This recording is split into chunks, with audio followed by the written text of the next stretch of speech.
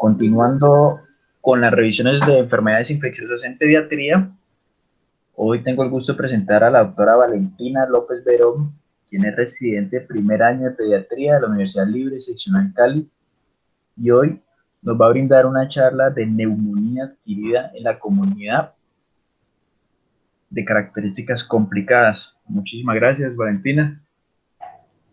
Eh, Buenas tardes a todos. Primero que todo, pues muchas gracias por la asistencia a todos los que están presentes y al doctor Juan Pablo Rojas por la presentación. Como bien ya lo dijo, pues hoy vamos a hablar de la neumonía adquirida en la comunidad y sus complicaciones. Entonces vamos a tener que las complicaciones de las neumonías se van a producir cuando la infección no se va a limitar solamente al parénquima pulmonar como tal, sino que estas se van a extender a áreas vecinas, bien sea por mecanismos de contigüidad o por otros mecanismos que, como ya los resolveremos posteriormente, van a ser más complejos. Esto me va a modificar el curso clínico de la neumonía inicial, de su historia natural en cuanto a su evolución, y me va a constituir un reto no solamente para su diagnóstico, sino también para su manejo. En cuanto a las complicaciones de la neumonía adquirida en la comunidad, vamos a tener que según la zona que estén afectando, pues así mismo podemos clasificarlas. Entonces encontramos que si estas se encuentran a nivel pleural, pues entonces vamos a tener un derrame pleural, bien sea complicado o no complicado. Si estas se presentan a nivel del parénquima pulmonar, vamos a tener absceso pulmonar o neumonía necrosante.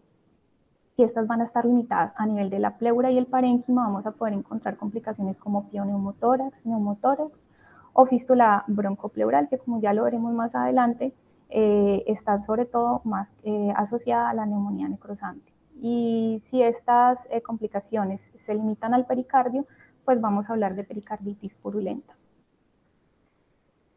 Para fines prácticos de nuestra revisión del día de hoy, pues vamos a referirnos sobre todo a las complicaciones supurativas de la neumonía adquirida en la comunidad. Entonces nos vamos a referir a la neumonía necrosante, al derrame pleural paraneumónico, al absceso pulmonar, al enfisema pulmonar. ¿Listo? Vamos a tener, en cuanto a la epidemiología, que solo el 1% de todas las neumonías adquiridas en la comunidad en general se van a complicar con dichas complicaciones. Y de estas, las que requieren un ingreso a sala de hospitalización, pues por su clasificación según su gravedad, pues van a presentar un 40% de estas complicaciones. Tenemos que la neumonía es la causa principal de derrame pleural en niños y que aproximadamente el 20-40% de las neumonías adquiridas en la comunidad que se hospitalizan van a terminar en derrame pleural paraneumónico y de estas el 0.6 al 2% van a acabar en empiema. En cuanto a la incidencia anual del derrame pleural, tenemos que este ha tenido un aumento en los últimos 10 años y este ha pasado de estar en un 18 a un 42 casos por cada 100.000 niños y en hospitalizados de 0.76 a 3.3 casos por cada 100.000 niños.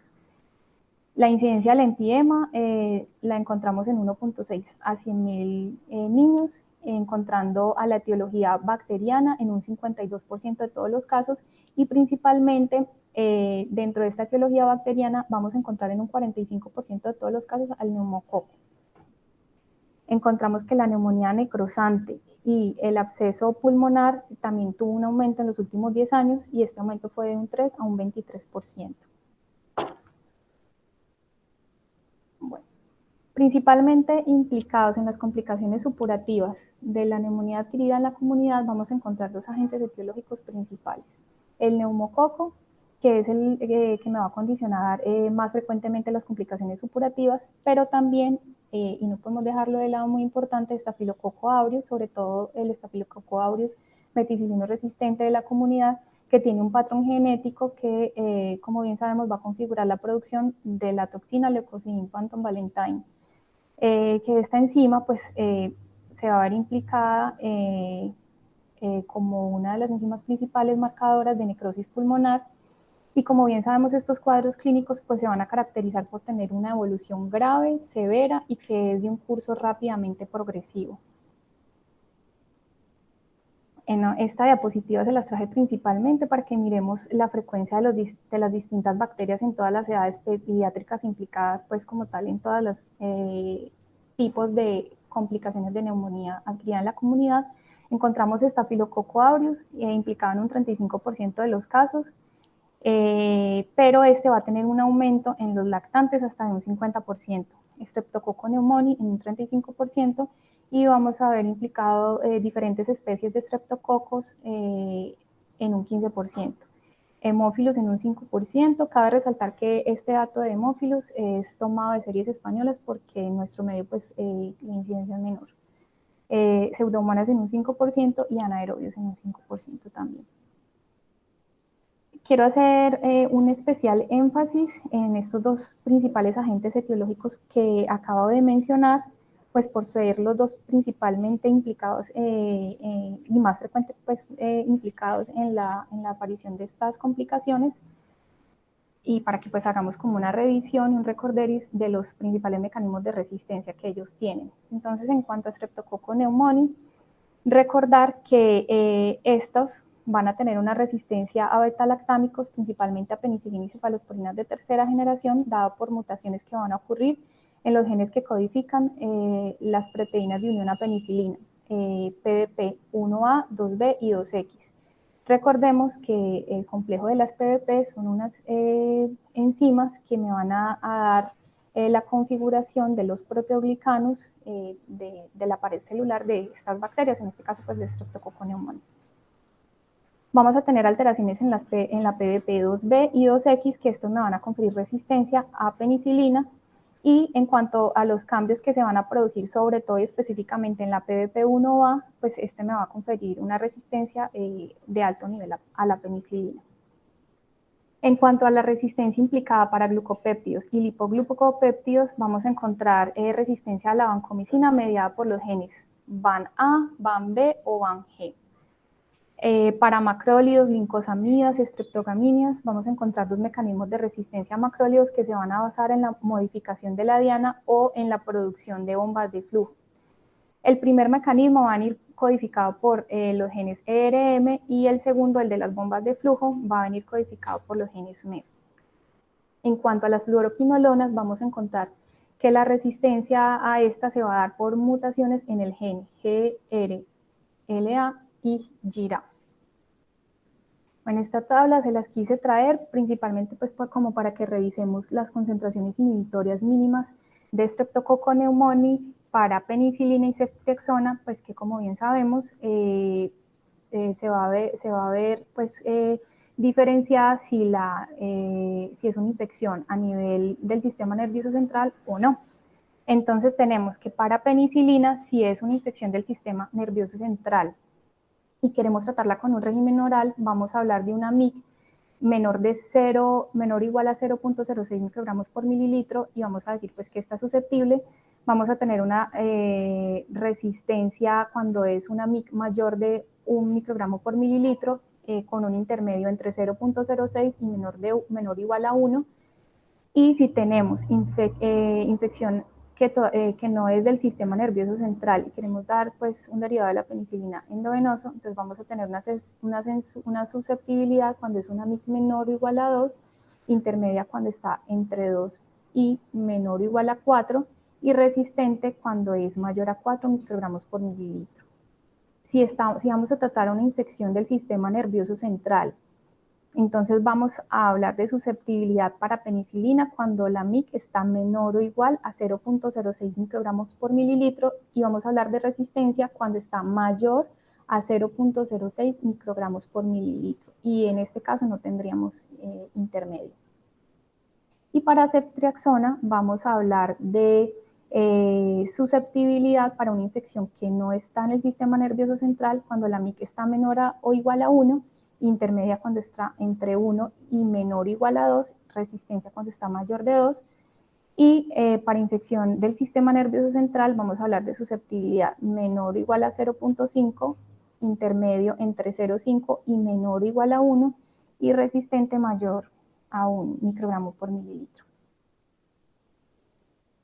En cuanto a los mecanismos de resistencia al Staphylococcus aureus, encontramos que la gran mayoría de Staphylococcus aureus, en más de un 90%, incluso estadísticas de nuestro país han demostrado que más de un 95% pues son resistentes a la penicilina, y esto va a ser por producción de beta-lactamasas que están codificadas en el gen BLAS.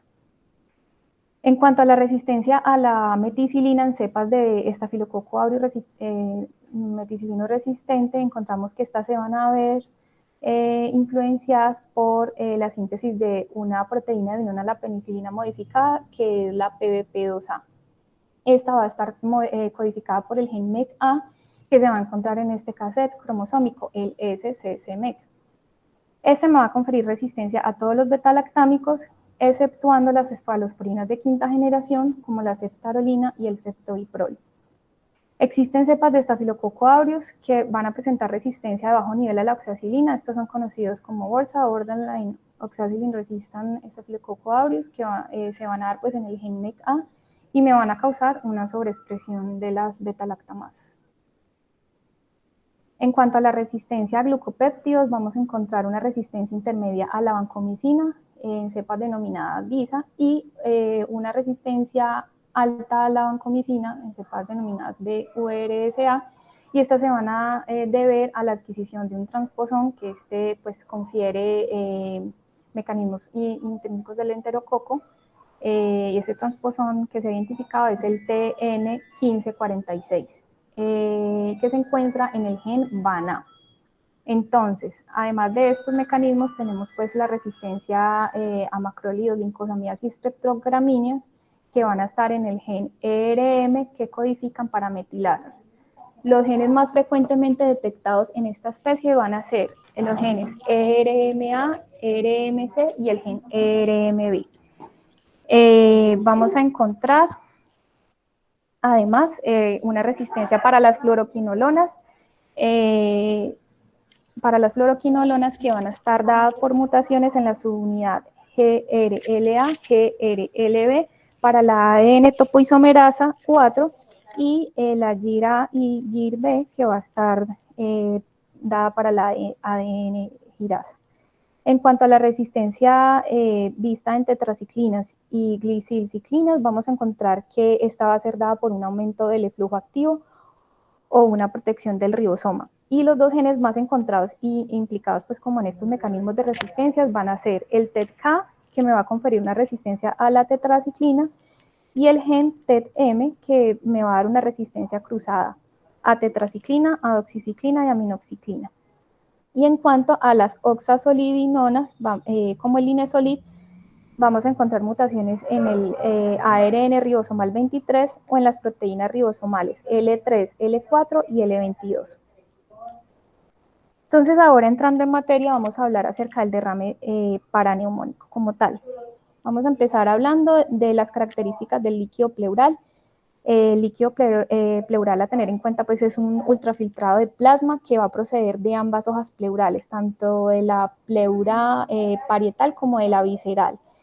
Normalmente su volumen no supera los 15 cc, se dice que puede ir entre 5 a 15 cc y va a estar ubicado en el espacio pleural, que es una cavidad virtual, y una vez allí presente, pues nos va a permitir que los movimientos pulmonares pues se den libremente.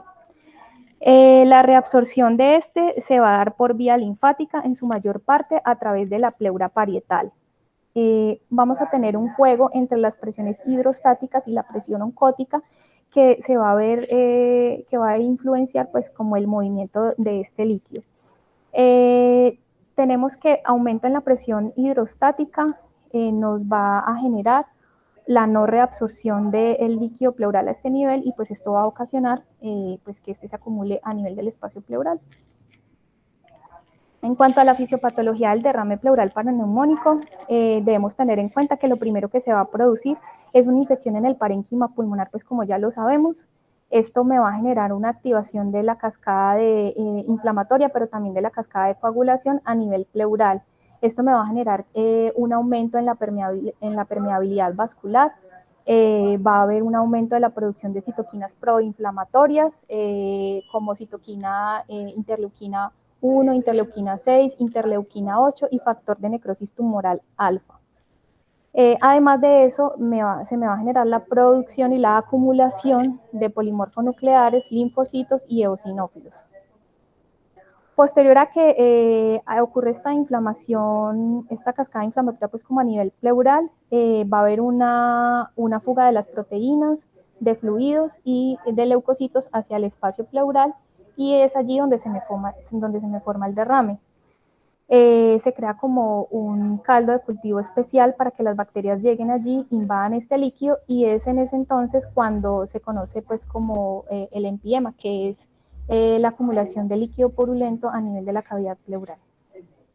Entonces tenemos que el derrame pleural se va a producir cuando hay un desequilibrio entre la producción y la reabsorción del líquido pleural. El derrame pleural entonces va a ser una acumulación de exceso de fluido en el espacio pleural. Y el derrame paraneumónico es el que ocurre cuando es secundario pues, a una neumonía o una infección del parénquima pulmonar, como ya lo veníamos mencionando. Vamos a tener unas fases que son las fases de Leigh para la formación del derrame. Entonces tenemos la fase 1 o exudativa, en donde el líquido pleural tiene una glucosa conservada y un pH normal. Una fase 2 o fibrino purulenta, donde va a haber un aumento de fibrina, una acumulación de polimorfonucleares, de neutrófilos y de LDH. Va a haber un descenso de la glucosa y del pH. A este nivel y en esta fase es donde podemos encontrar formación de compartimentos en el espacio pleural. Vamos a tener una tercera fase o también llamada organizativa y en esta fase va a ocurrir el desarrollo fibroblástico que este se va a extender desde la pleura visceral hacia la pleura parietal, generando un proceso de paquipleuritis que generalmente es restrictivo. Si nosotros en este punto decidimos hacer estudios del líquido pleural, vamos a poderlo clasificar según sus características en 7 categorías, por así decirlo. Entonces, vamos a encontrar que en cuanto a la clase 1, conocido como derrame pleural paraneumónico no significativo, porque es menor de 10 milímetros, si se toma una radiografía de cúbito lateral, en este tipo de derrame vamos a brindar antibióticos. Si tenemos un derrame paraneumónico no complicado, que es mayor de 10 milímetros, que tiene como característica una glucosa mayor de 40, un pH mayor de 7.2, una LDH menor de 1000, y le tomamos granicultivo, si es negativo, a este tipo de derrame también le vamos a brindar antibióticos. En la categoría 3 vamos a encontrar un derrame complicado leve. Este derrame se va a caracterizar por tener un pH entre 7 y 7.2, una LDH mayor de 1000 y una glucosa mayor de 40. El granicultivo va a ser negativo y a este tipo de derrame le vamos a brindar antibiótico y vamos a considerar hacerle toracentesis terapéutica. En la clase 4 encontramos un derrame complicado simple con un pH mayor de 7, una LDH mayor de 1000, pero ya en este punto con una glucosa consumida menor de 40, granicultivos positivos y como características no tiene tabicaciones ni tiene pus. A este tipo de derrame le vamos a brindar antibióticos y le vamos a hacer drenaje pleural. Tenemos también un derrame complicado complejo, va a tener un pH menor de 7, una LDH mayor de 1000, una glucosa menor de 40 y podemos tener un gran o cultivo positivos. Aquí vamos a tener tabicaciones que no necesariamente van a tener pus. Le vamos a dar antibiótico, vamos a hacer drenaje pleural y se puede considerar el uso de fibrinolíticos, streptoquinasa o uroquinasa por 3 días. Si durante 3 días yo le doy manejo con fibrinolíticos y este no mejora, entonces se podría hacer toracoscopia. En la clase 6, pues vamos a hablar de un empiema no complicado. Este ya es simplemente pus libre o con una loculación única. Vamos a darle antibiótico y vamos a hacer drenaje pleural. Y en la clase 7 vamos a encontrar un empiema complicado de características con pus con loculaciones múltiples. A este tipo de derrame le vamos a dar antibiótico, le vamos a hacer drenaje pleural, le vamos a dar fibrinolíticos y generalmente este tipo de empiema complicado sí va a requerir toracoscopia y en algunos casos de corticación. Entonces, en cuanto a las manifestaciones clínicas, vamos a tener fiebre, taquipnea y dolor torácico. Hasta aquí muy indistinguible del curso normal de una neumonía adquirida en la comunidad, ¿no es cierto? Pero entonces vamos a sospechar de que sea una complicación supurativa cuando va a tener el paciente fiebre mayor de 48 horas a pesar del inicio de antibiótico en neumonía. Vamos a tener también disnea de esfuerzo y de reposo, y en cuanto a los signos al examen físico vamos a encontrar un paciente con expansión pulmonar disminuida, matidez a la perfusión, ruidos respiratorios disminuidos, y también vamos a encontrar un paciente taquipnéico. En cuanto al diagnóstico, muy importante las ayudas imagenológicas, destacando principalmente la radiografía de tórax, que nos va a ser muy útil como un primer acercamiento para hacer un diagnóstico temprano. Entonces, en la radiografía de tórax vamos a encontrar la obliteración del ángulo costofrénico que me va a borrar el diafragma. Cuando me borra el diafragma, el derrame, vamos a decir que aproximadamente va a haber una acumulación de 200 mililitros.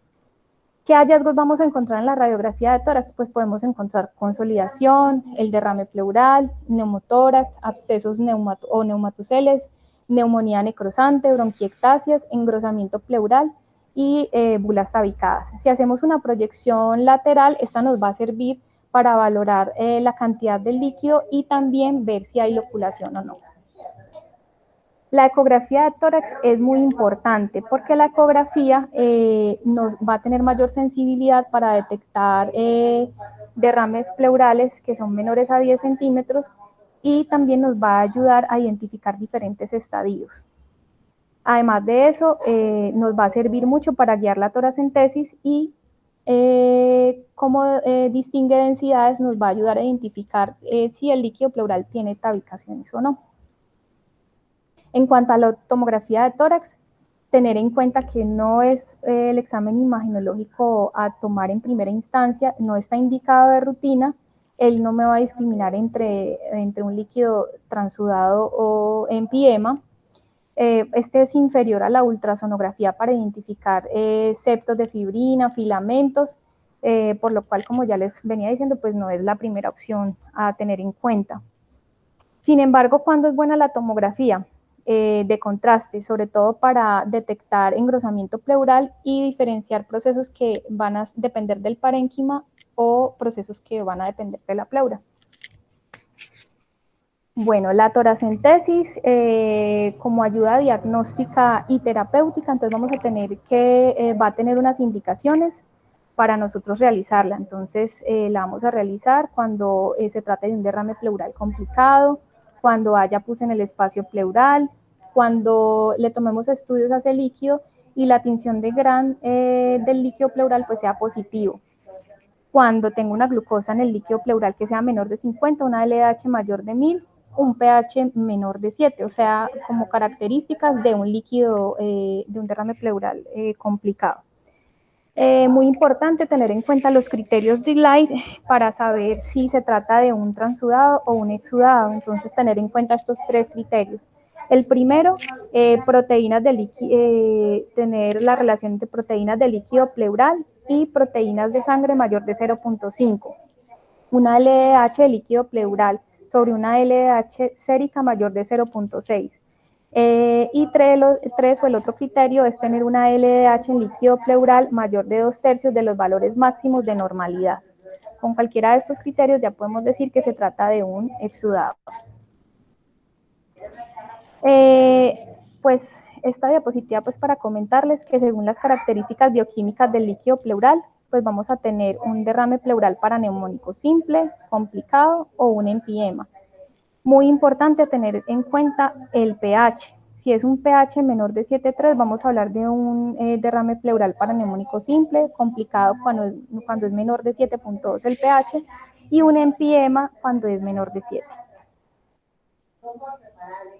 En cuanto al abordaje terapéutico, tenemos este esquema. Nosotros vamos a tener un derrame pleural paraneumónico y lo vamos a clasificar de acuerdo a su tamaño. Si este es menor de 10 milímetros, no va a ser significativo. Y este paciente pues se va a ingresar a hospitalización, se le van a dar antibióticos y si no mejora, se revisa el caso.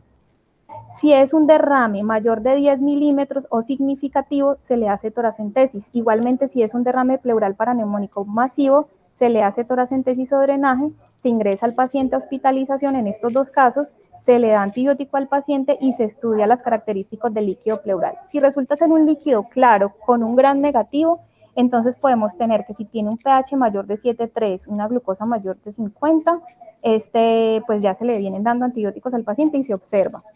Si tiene un pH entre 7 y 7,2 y la glucosa está mayor de 50, a este paciente se le hace toracentesis de control y si no mejora, pues se revisa el caso. Por el contrario, si nosotros le hicimos estudios de líquido pleural al paciente, este líquido es turbio, es purulento, tiene un gran positivo, tiene una glucosa menor de 50 y un pH menor de 7, este paciente va a requerir un drenaje torácico. Si hay mejoría clínica posteriormente con las ayudas, con las radiografías, se va a valorar la retirada del drenaje y se completa el tratamiento antibiótico, pero si no hay mejoría, se revisa el caso del paciente y pues se hace ecografía. En la ecografía vamos a encontrar que si este derrame no está tabicado, es anecoico o tiene bandas libres o tabiques lineales y no mejora, pues se revisa el drenaje, se le hace en este caso sí un ataque pulmonar y se considera que el paciente pues, puede ser llevado a videotoracoscopia o toracotomía. Si encontramos tabicación y loculación es compleja, en este caso daremos tratamiento con fibrinolíticos y si no mejora, pues la misma conducta. Se le hace un ataque, se revisa el drenaje y el paciente pues se consideraría una videotoracoscopia y una toracotomía.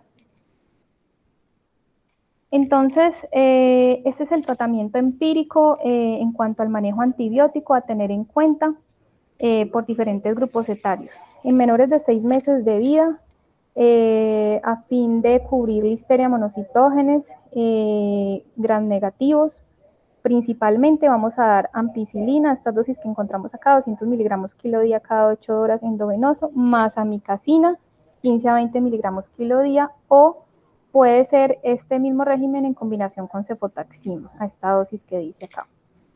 Si tenemos si el paciente tiene entre 1 mes y 5 años, a fin de cubrir Streptococcus pneumoniae resistente a penicilina, vamos a dar ceftriaxona, 75 a 100 miligramos kilo día, o si sospechamos que el Streptococcus pneumoniae sea sensible, vamos a dar ampicilina, 300 a 400 miligramos kilo día cada 4 horas, o clindamicina a 40 miligramos kilo día cada 6 horas, o vancomicina. Estos dos últimos para cubrir Staphylococcus aureus metilino resistente. Clindamicina cuando las condiciones del paciente clínicas sean estables y vancomicina pues en caso contrario. En mayores de 5 años podemos dar un cubrimiento con ampicilina a las dosis mencionadas o bien dar ceftriaxona si sospechamos que el Streptococcus pneumoniae sea resistente en combinación con clindamicina o vancomicina, dependiendo pues nuevamente como de las condiciones clínicas del paciente. En caso de que yo sospeche de que esta infección sea ocasionada por un Staphylococcus aureus sensible, el paciente no luce séptico, tiene condiciones clínicas estables, le podemos indicar tratamiento con una cefalosporina de primera generación, cefalotina o cefazolina a 150 miligramos kilo cada 6 horas. Si sospechamos que por el contrario la neumonía adquirida en la comunidad y su complicación sea dada por un Staphylococcus aureus meticilino resistente de la comunidad, vamos a dar clindamicina o linezolid o vancomicina a las dosis aquí mencionadas. Bueno, en cuanto al tratamiento dirigido, si ya tenemos la oportunidad de obtener un aislamiento microbiológico, un antibiograma, pues entonces vamos a tener que en Streptococcus pneumoniae que sea sensible pues a penicilina, la primera opción va a ser ampicilina o penicilina. Si tenemos un Streptococcus pneumoniae resistente a penicilina, vamos a preferir brindar manejo dirigido con ceftriaxona. Si tenemos en aislamiento un estreptococo del grupo A, vamos a preferir dar manejo antibiótico con penicilina a las dosis aquí mencionadas o ampicilina.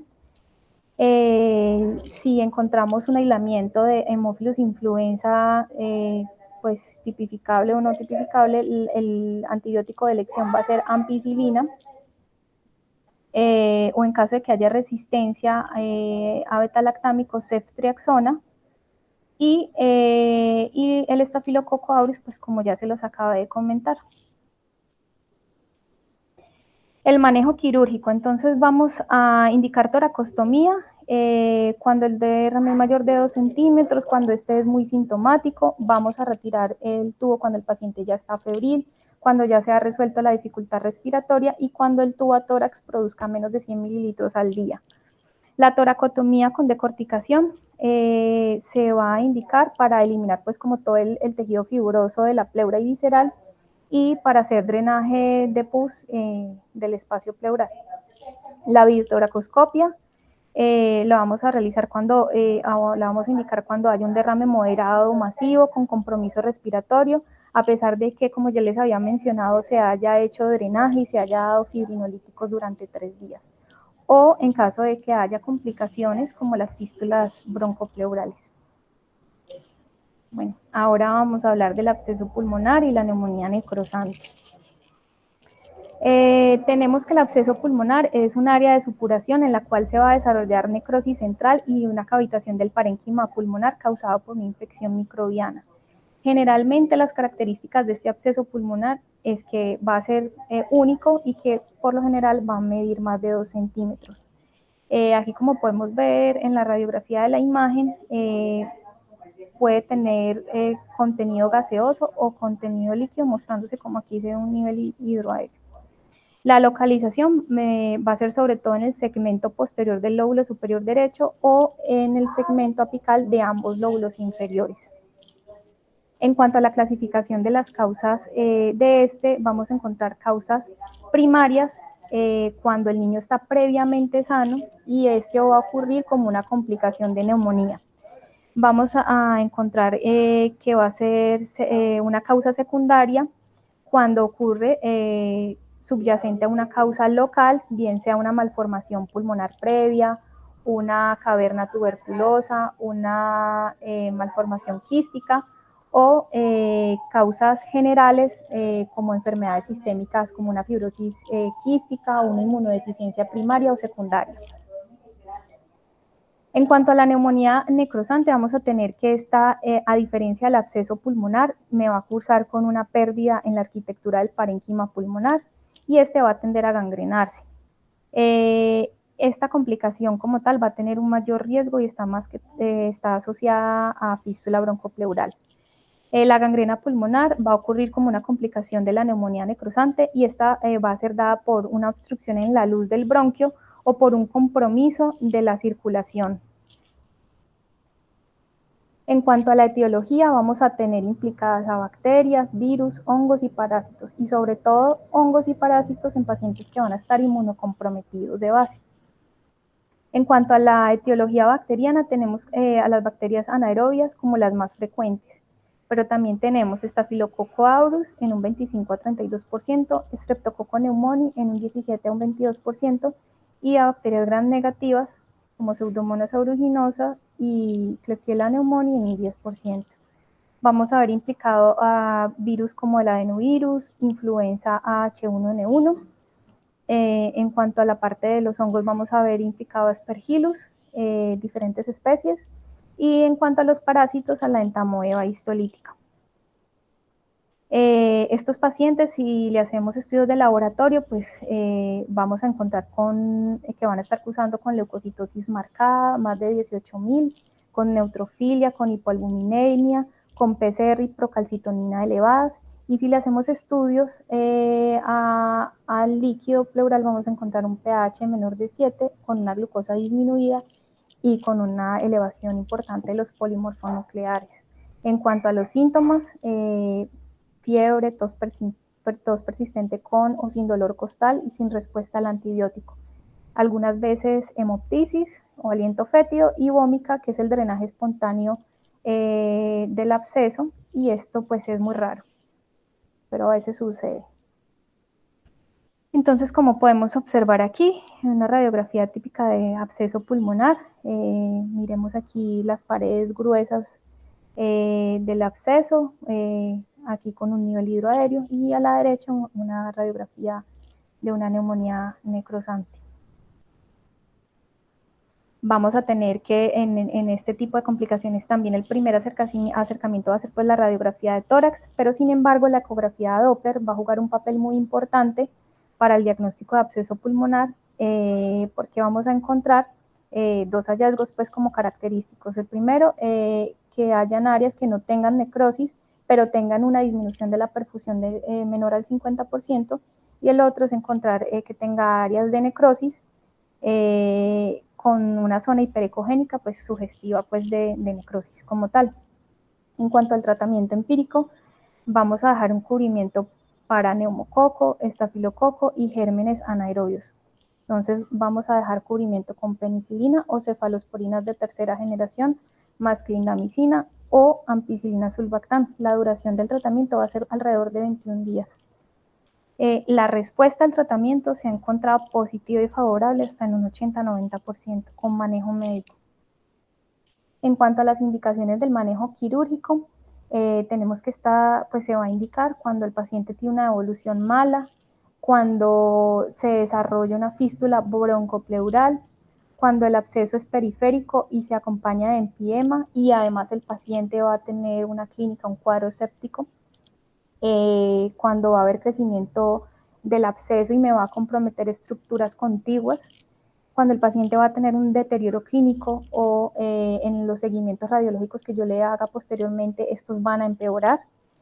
Lógicamente, cuando se desarrolla falla respiratoria aguda y en pacientes inmunosuprimidos también se puede considerar indicar manejo quirúrgico. Y esto era todo lo que les tenía para contar el día de hoy. Muchas gracias.